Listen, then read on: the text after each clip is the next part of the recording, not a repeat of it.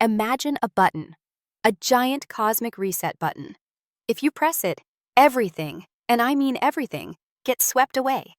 Humans, animals, birds, even the fish in the sea. It's total decreation. That is essentially how the book of Zephaniah opens. It doesn't ease you in, it hits you like a freight train. It really does. Zephaniah is arguably one of the most intense, concentrated bursts of imagery in the entire prophetic library. We're looking at a prophet operating during the reign of King Josiah, a time of attempted reform, but he's looking past the surface and saying, no, the rot is too deep. He starts with this terrifying image of God essentially reversing Genesis.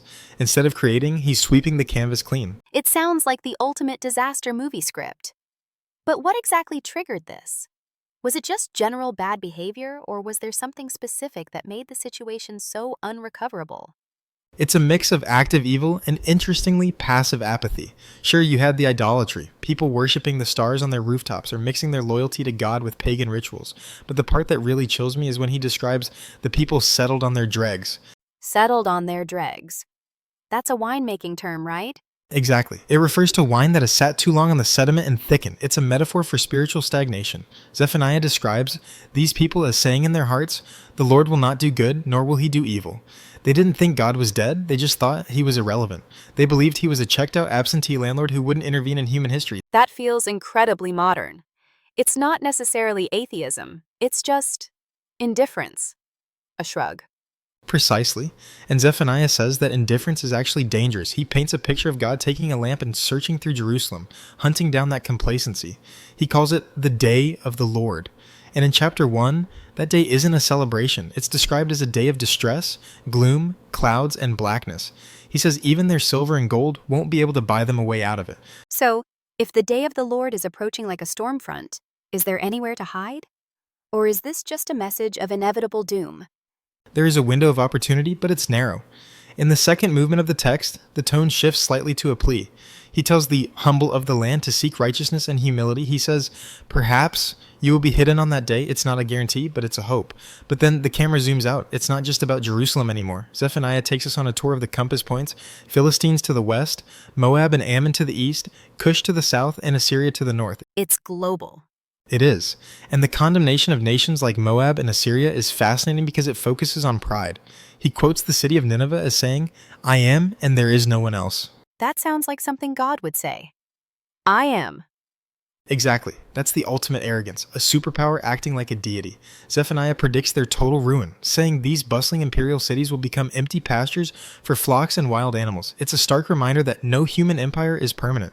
So we have cosmic destruction, local judgment for apathy, and global judgment for pride. At this point, the listener is probably feeling pretty hopeless. It feels like a tragedy. But I know the book doesn't end in the dark. No, and that's the plot twist. Chapter 3 starts rough, calling Jerusalem rebellious and polluted, with leaders who are like roaring lions and wolves. But then, the fire of judgment does something unexpected. Instead of destroying the people completely, it purifies them. Like refining metal? Yes. The text shifts to this beautiful promise that God will purify the lips of the peoples.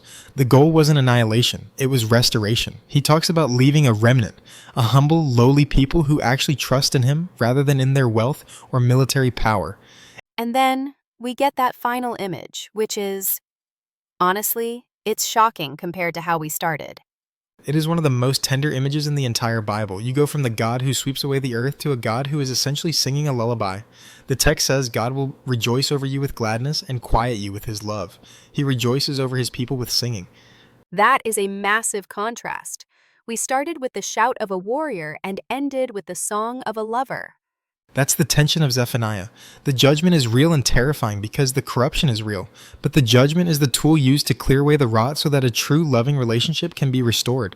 He removes the fear, He removes the enemy, and He restores their fortunes. It's a journey from terror to intimacy. It really forces you to rethink the concept of judgment. We usually see it as the end of the line, but here, it's the gateway to a new beginning. Right? It suggests that the fire of God isn't just about burning down, it's about burning away the pride, the apathy, the oppression, so that what's left is something that can actually be sung over.